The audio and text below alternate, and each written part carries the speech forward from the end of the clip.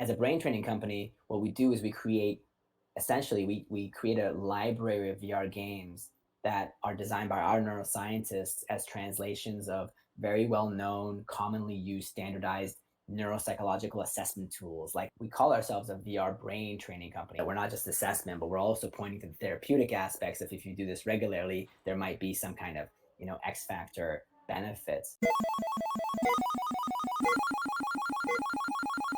Hey everyone, and welcome back to Digital Doc Games, the channel all about games and health. If that sounds interesting to you, make sure you like this video, share, and hit that follow or subscribe button so you can best support the channel and never miss new content. Today we are talking to Amir, CEO and founder of Virtuleap, a health and education VR startup that offers some pretty cool brain training exercises in virtual reality. Amir, thanks so much for being here. How you doing today? Thank you for having me. I'm very, very psyched to be on this podcast.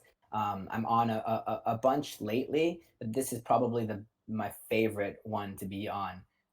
So thank you for having me. Oh my God, that is such high praise. I'm really looking forward to this conversation.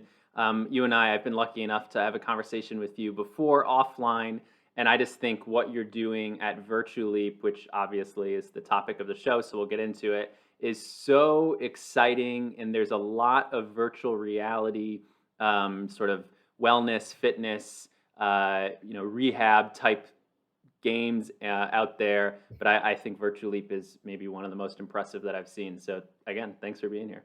Yeah, thank you. I mean, post-pandemic world, I think this is the time to shine when you are a company that's at the intersection of the neurosciences and games. I Right. think before the pandemic, perhaps some stubborn minds would still kind of be a little bit hesitant about this idea, this notion that a video game could be good for you. Yeah, Um, it's interesting. The pandemic has been a an eye opener, I think, for a lot of different people in so many ways, right? I mean, you know, Zoom, obviously, work from home, Zoom school, things like that. But obviously, digital health, right, booming, seriously 5 years into the future, and games for health, which I think is an integral part of digital health, has sort of it's new, right? It's a new industry, but it's sort of ridden along with it to get that boost of interest, of popularity, but also of acceptance. So it's pretty exciting.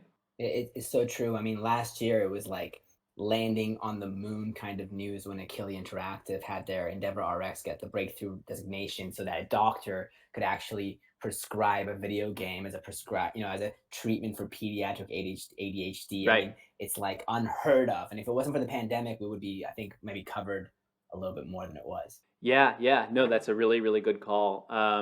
It's interesting, right? Because Akili is one of those companies that I always say I think comes up in my conversations every single day, which is a pretty incredible thing to kind of be almost thought of almost like as Adam Ghazali, like the father. That's how I kind of think of it of an industry Yeah. in a way. They're leading the charge. Um, was was Akili when they sort of entered the market there when they got that FDA approval and started having their game be prescribable. Was that Did that inspire or affect you at Virtuleap? Did that change anything that you were doing? Well, we were well underway before. And so at that pinnacle time, it's like, you can, as a virtual reality company in this intersection, you're like you suffer the most, in my Right. opinion. Virtual reality about 4 or 5 years ago was considered like the next generation gaming platform. Any company that was using virtual reality for use cases that were in the more critical use cases, which is either healthcare or education. Those are the Right. only two critical use cases I've ever found. When I covered the space for VentureBeat and TechCrunch for like a number of years, trying to understand what is this technology and what are the critical use cases, what are the nice to haves, and what are the like next level applications that spatial computing kind of makes possible. But it's emerging technology, and by lieu of that, it means that investors look at you like a pariah. They don't want to touch you. You're like a cockroach in nuclear winter trying to just survive and create your games and Yeah, yeah, wait for the market to accept it. And then you see like an Akili Interactive, right. which I think they were probably helped to some degree by the pandemic. I think the Mhm. FDA's regulatory wheels were probably But greased a they little got I bit. think they got, like, that emergency, Oh, like, did fast they? track. I didn't. Yeah, I think that's kinda how it started. You gotta love that fast track. Anything that fast tracks this stuff is really good for companies that are in these emerging technology spaces like ours, because Achilles still in the 2D screen based world, and ultimately as a VR company, we're very patronizing, and just too good for you to the screen based world. I mean that's our hypothesis, right? We have to be silly, Yeah, silly in that way. We're like, look what they did and they've proved and they got designation and they're doing for ADHD. Well, we're an embodied right. format. We're the first digital format that triggers the autonomic nervous system, the vestibular balance system. If I'm standing, well, no, I'm not standing, but if I'm in a simulated experience where I'm on top of a very tall, high precipice.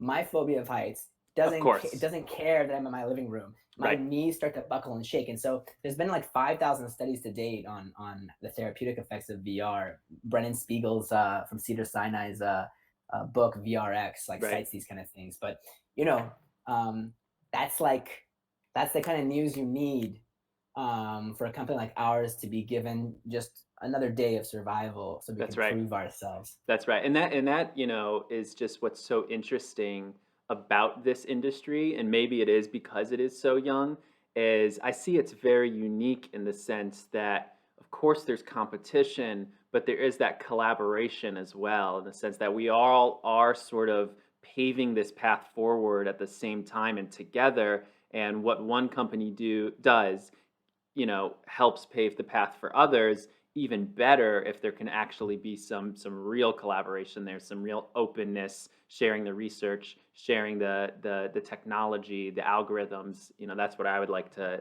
see happen more and more. Thing is, you're one of those, abundance mentality people that I love to meet.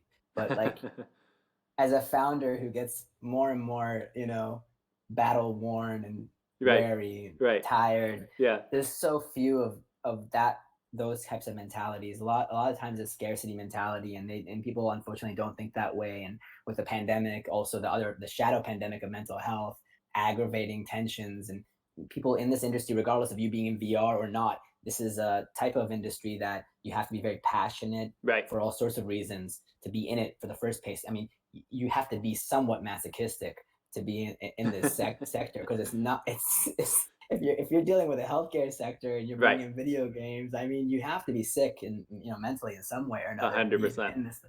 So collaborative, I totally agree. But when I find gentlemen like yourself or people pioneers who have that mentality, and even if you suffer, you don't lose it.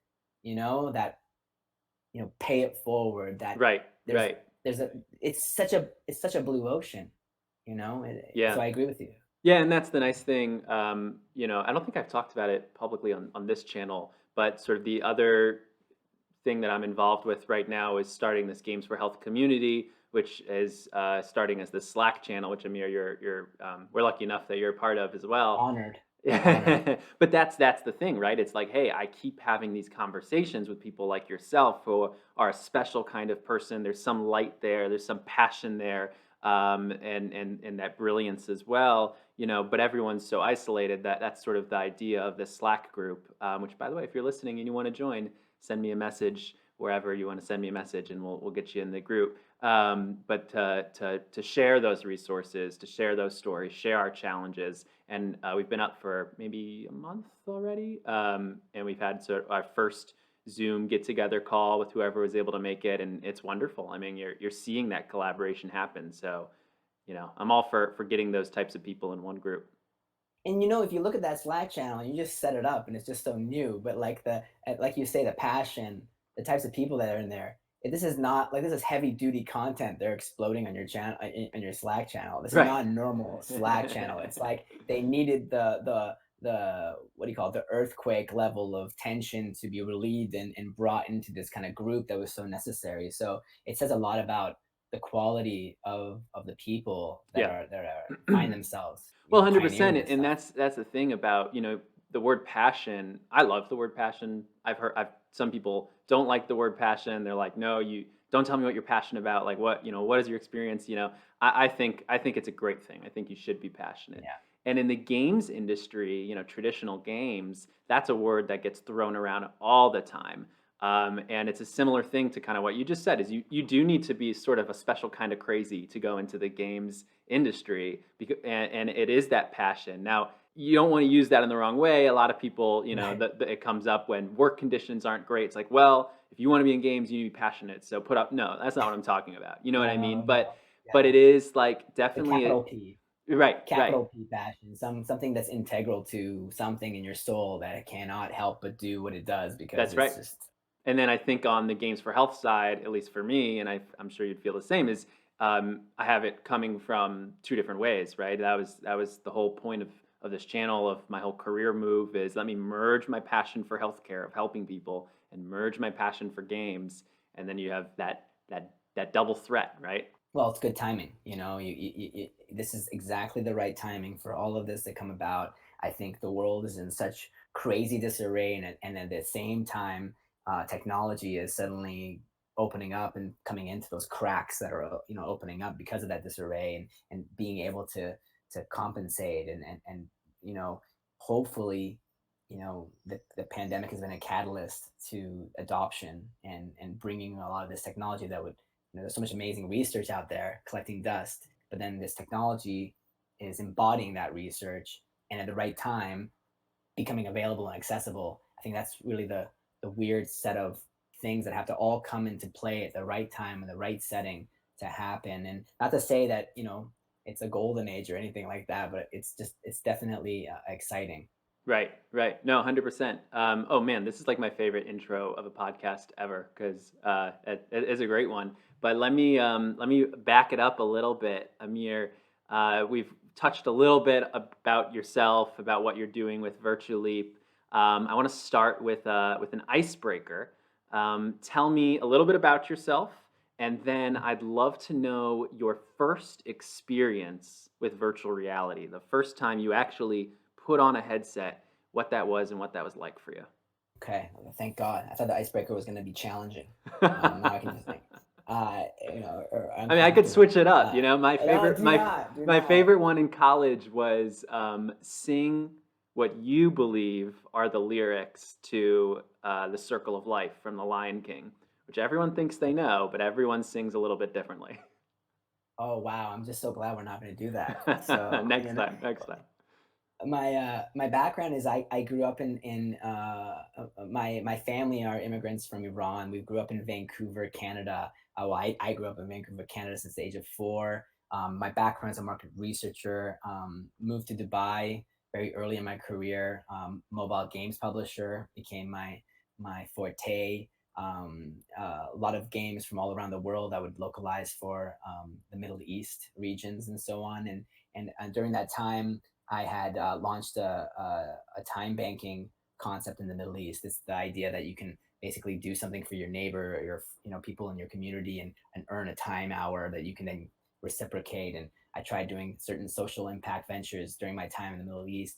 And when I got married and relocated to Europe, I kind of tried to make a transition point of getting into the space that I was very very interested in, which was with virtual reality. And Hmm. I started writing for VentureBeat and TechCrunch, specifically on VR for about 3 4 years, just dozens and dozens of articles, not a penny earned. It was just my purpose of researching and interviewing as many people as possible. Not so different than what you're doing in this more embodied format right here. And I found that the critical use case that I wanted to get into as a participant in this industry was particularly in the side of the neurosciences and how neurosciences intersect with virtual reality. It's how my company came to be, and we are European based, particularly because, like I mentioned, VR not for gaming is something that you typically don't in the last few years don't get a lot of the hype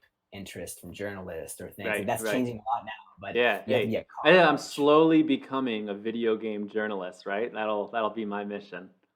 No, well, this is exactly it. It just one step leads to the other as a momentum, you know. I don't know. Some things don't seem so consciously driven. Some things are just like kind of like a, I don't know, an unseen force kind of pushing you in a direction. Then you just kind of playing out the role like you're a fictional character in a That's such book. a And good call. Yeah. you know, my first VR experience had to, and why I wanted to be in VR in the first place had to do with that. Is first experience was a desensitization therapy application that I actually wrote about as well.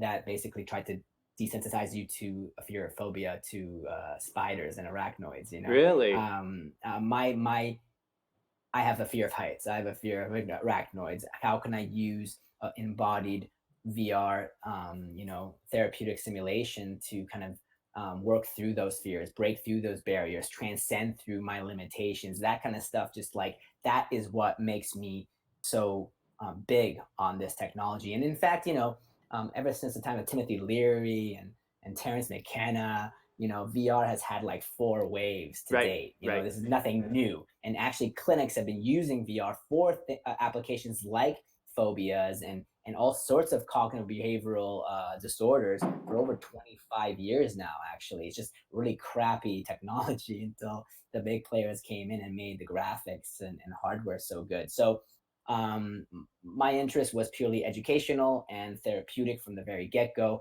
I wanted to cure my phobia of heights. In fact, my phobia of heights is significantly reduced because of VR simulations like the plank and climb. A lot of Oh, I've been experiences wanting where to you try can. out Climb, yeah. So you know, it was because I was trying to deal with something to me that not necessarily is not something that I'd be trying not to say negative things about myself.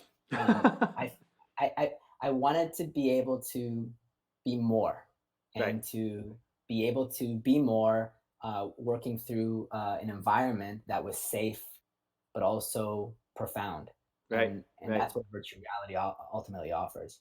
That's awesome. That's awesome. Interesting for me to hear that your intro to VR was actually something therapeutic and not, more on the gaming side. That's really cool. That it obviously was impactful to you, right? It was powerful. It drove you to get involved in this yourself. I'll say more than that. I actually do not like long form VR. I don't like VR games that are taking your time for like, you know, more than 20 minutes. I Uh don't think huh. virtual is a good technology for long form experiences. I think that's when augmented reality, which is the, you know, when you look at the spectrum of spatial computing, you got virtual reality, you got augmented reality, and they're in the same spectrum.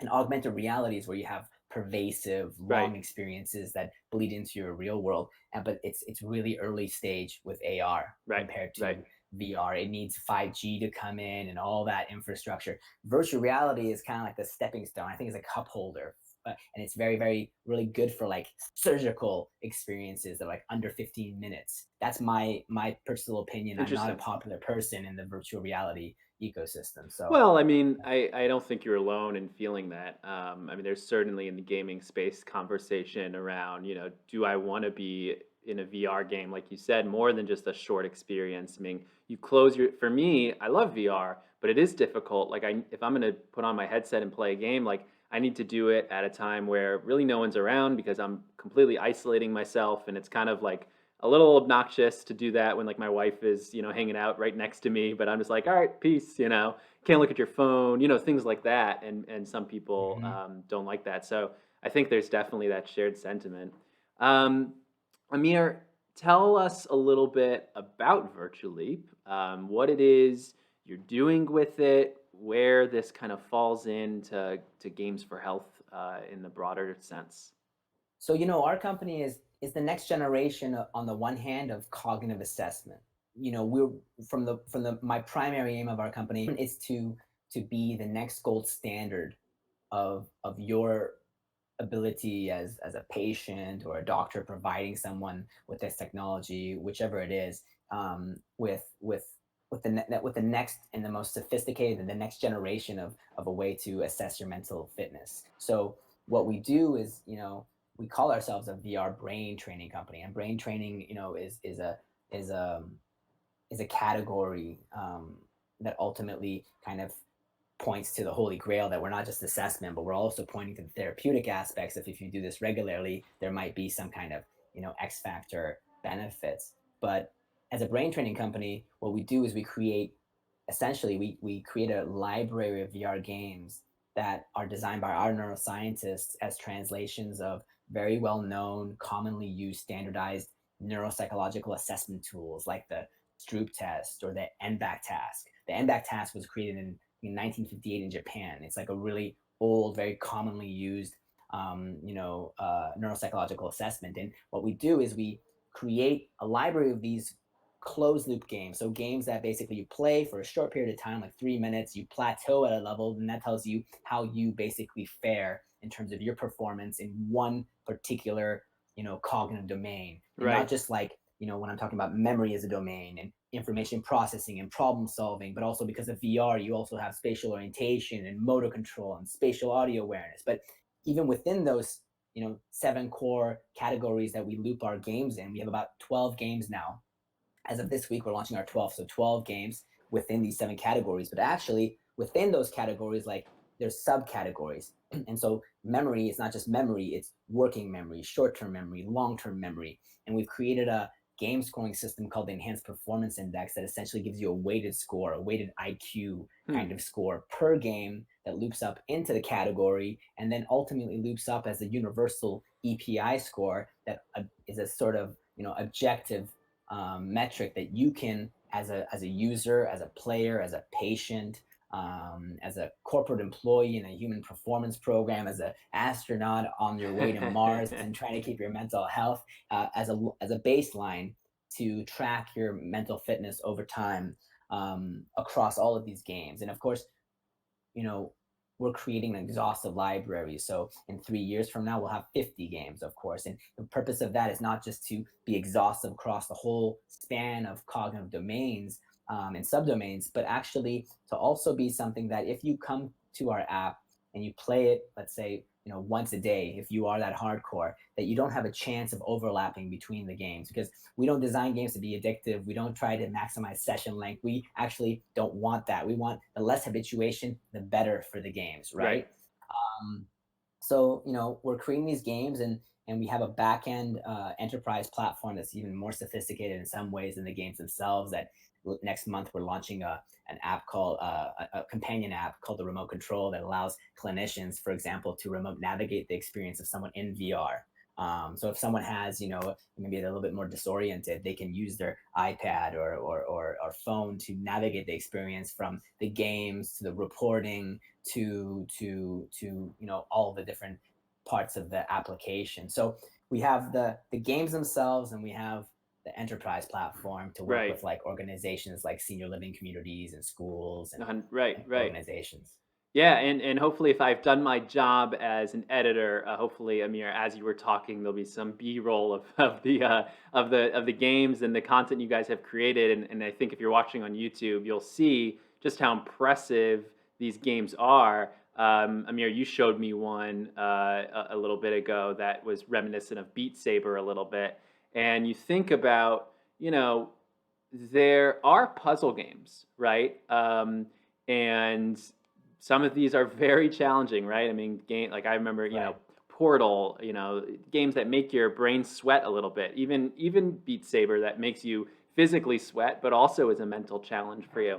Where would you say that Virtuleap falls on a scale with sort of, your crossword puzzle, your Beat Saber, your Portal on one end, your more generic puzzle, and Right. like you said, a mini mental state exam, MoCA cognitive assessment tool, on one end, on the other end. That's really good, because one of the things is we're designed right now as a way to play longitudinally and track your progress longitudinally. Come in for 10 to 15 minutes. We're not at this moment designed to replace, let's say, a 45-minute, 90-minute specialist exam. Although we are building that kind of module up, it's a casual game experience, Okay. 15 minutes of time. Every time you log in, you have to tell us the number of hours you slept, and you're moved from a 5 point scale. We have the back end set up so it can integrate to your Fitbit and track your sleeping even beforehand with raw data. We have a crazy partnership coming up with HP that I'd love to talk to later in this chat. But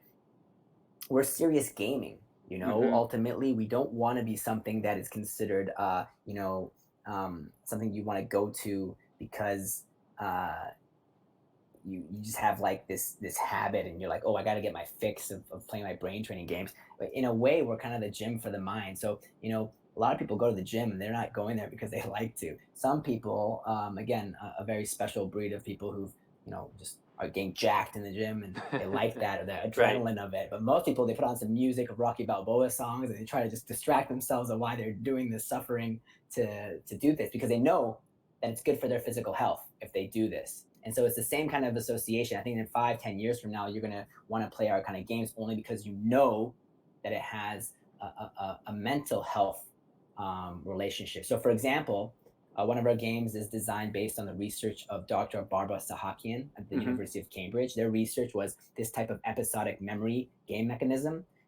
They found that when you play this type of game, it increased neural activity in the region of the brain associated with schizophrenia. And if you played it regularly, the symptoms of schizophrenia would actually reduce, abate. That's one of the games we've created based on that research. So um, it's kind of like right in the middle of the MoCA and Right. the addictive stuff. We don't want to have any of that addiction stuff, but we don't want to be any of the really serious stuff. We think this is kind of a type of tool that will kind of integrate into our lifestyles coming forward.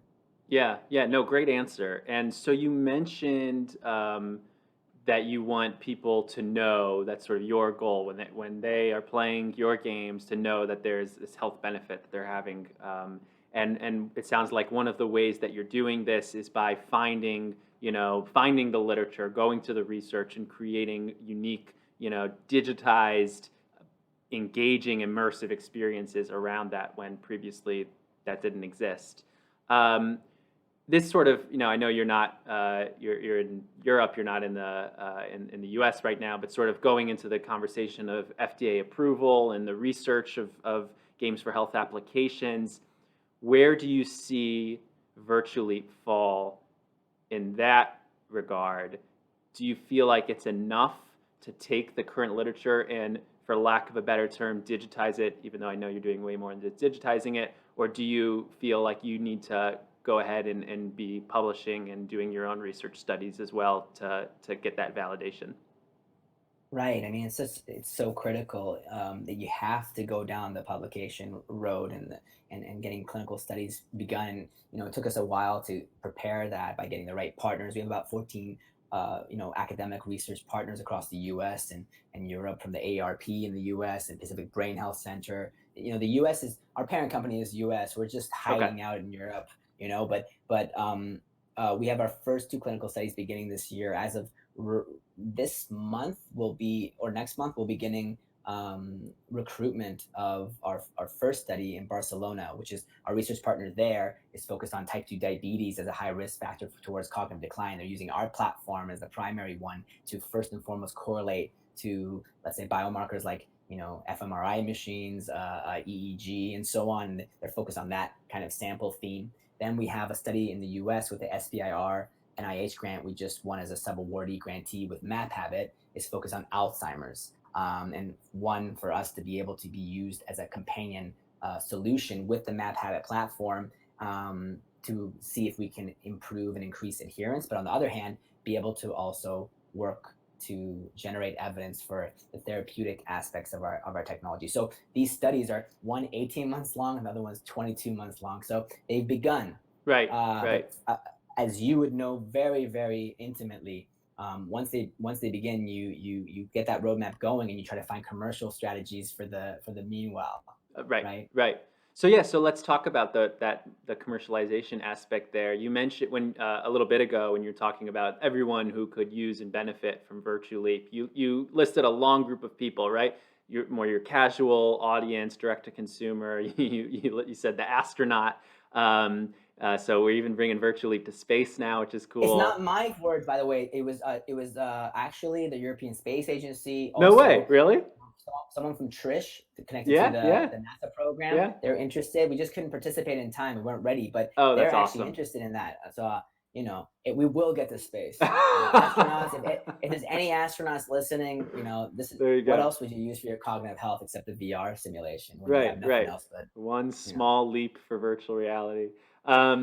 So ah, nice. what would you say, let's put it into two parts, okay? The first part is right now, sort of what's your beachhead market that you're going after when you do get that research validation? Maybe I'll even frame it and say, in an ideal world, how would you like Virtuleap to be distributed and um, Yeah. sold, I played, prescribed, Yeah, whatever yeah. the word is. Right. I mean, up to now we're actually available in all the major consumer VR stores. So we've had about close to 19,000, early users, just weirdos finding us in the store because there's no marketing. So they must be looking for weird stuff to do and they Yeah. find us. You So hear that? thankfully, CEO of Virtually calling his right? I audience, mean, his players who are weirdos. you? Who are you people? But so we have that consumer market and we see there's interest. We have about 100, users just coming and registering per day, playing our games. And of course, that's a market that I care about in the long run, especially. Right. And just out of my Y- own curiosity, is there a cost to download Virtually? free, Free. absolutely free. Okay. Okay. The idea would be by maybe the end of this year, we would, have enough games. We already have enough games, but we would have enough games and work on, making the user experience and onboarding experience delightful enough to use kind of like, Amazon-esque kind of, approaches, but that Sure. we would introduce like a freemium model. And let's Hmm. say if you don't have a subscription to it, you can only play the 3 randomized games, which is your cognitive workout of the day, your daily cognitive workout, which is about 15 minutes maximum. And that's all you get. You can't access the wider library and play games over and over again. You just play that one workout, which is all we really want you to do. So it's funny, like you monetize to get the hardcores to make you commercially successful, but actually the hardcores are the people probably ruining the data in some ways. I mean, we don't know yet, but Right. I just So want people playing. let me interrupt you before you head to the next point. Um, let's say someone's watching and they're an eager, aspiring games for health entrepreneur. First of all, again, contact me. Let's get you in the Slack channel. But they don't. There's a lot of fear, and I think somewhat rightfully so, of going the healthcare, path, right? Is there a future? Is there an option to release this game in a more traditional, 20, 40, $60 initial cost? Let's market it, let's sell it, let's push it out. Let's maybe even get it on, some of the PlayStation VR, some of the consoles. Could you go that more traditional entertainment route, or you think that's just a disaster waiting to happen? I mean, it just depends. Are you a entrepreneur or are you a, big AAA studio? Because, Right. getting on PlayStation is no joke. They don't respond to my emails. Like Yeah. the Oculus folks, the Quest curators, they've yet to accept us on their, app store. We're now available, but like, if you're an indie, the VR market is actually quite intimidating. It's not Mm. very indie friendly. So as an entrepreneur, if you have a small team creating a quality solution, but you haven't been in the right hot tub parties or something, I don't know, that you can Just get imagining accepted. a hot tub sitting there with like what's Jack Ryan? Is he still Yeah, PlayStation? And Zuckerberg. Zuckerberg. Like I'm just not cool enough to have the connections to get this meaningful application out there. So you have to be very honest with yourself as an entrepreneur in this horrible space. I mean, again, I told you have to be a masochist to be in this because Right, right. you're not making a game that is addictive. You're trying and you're designing it to not be addictive. And those PlayStation folks and Quest folks at the Facebook, they don't want not addictive games. You Mhm, know what I mhm, mean? mhm. They're just focusing on Duke Nukem, blow it up, zombie heads kind of stuff. And so we don't Right. get the red carpet. But so keep that in mind. And so if you were to launch, you don't get launched immediately on the main places. You get placed on the secondary places. Well, I mean, we're very available, but again, like I told you, these people come and like they search for us, right? Sure, sure. Um, that means you have a reduced amount of footfall. And if you price it out as something and it's still not, let's say, creme de la creme, you're building it up as a brain training company, that the library gets bigger and the value gets more and more as time goes on. We tried costing it out, but then you limit the number of users. Instead of getting 150 users per day registering, now we get like 20. We're making a little money, but ultimately our ambitions as a company values the user growth and adoption more than the revenue stream, Right. until that inflection point is reached, where then we can commercialize in a way where we have learned enough about our users to be able to provide the right commercialization model, rather than forcing a kind of pay per download model. Yeah. You know, Yeah. it's tricky, Yeah. So let's super talk tricky. about that ideal situation then, where you would like to see it go, how you would like to see it operate.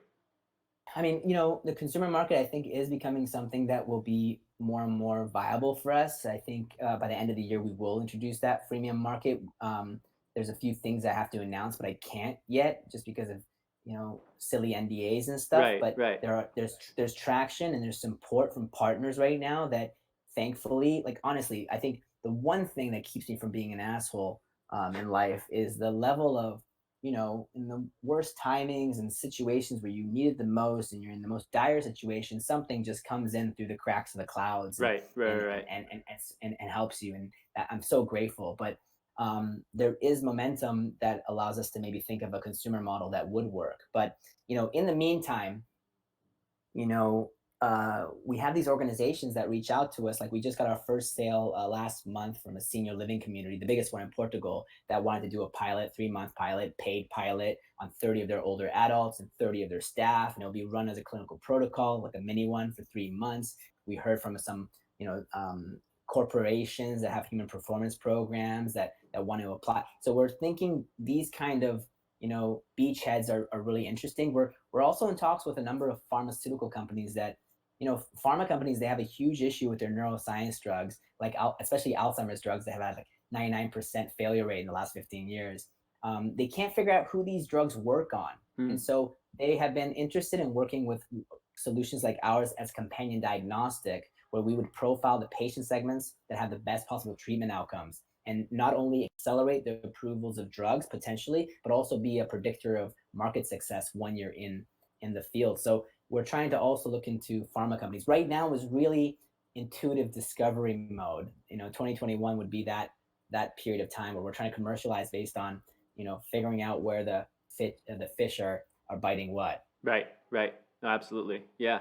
No, it's super exciting. I think what I could keep this conversation going for like another hour, but I see the clock ticking. We're almost at our stopping point here. So I guess, Amir, I'll just take this opportunity to thank you for coming on and talking with me. I think I've learned a lot from this conversation. I think what you're doing is so exciting at Virtuleap. Again, go check it out. Be one of those weirdos that downloads Amir's game. It's not weird at all. I promise. It's super cool. Um, and yeah, yeah. Thank you for being here. Well, I mean, everyone who's watching this, you should definitely, if you're interested in this space, be subscribing to Digital Doc, your YouTube, and any of your spots. I think supporting you is supporting our community, and learning more about any of the interviewees that you're bringing on board is to learn more about what we're doing. We're all interconnected in this space, and you're one of the catalysts that are really just making it happen. So thank you for having me on board and letting me share my story. 100%. Well, there you go. I don't have to do my outro. Amir's done it for me. Thanks everyone for being here. We'll see you next time on Digital Games. Like, subscribe, share. Peace out, guys.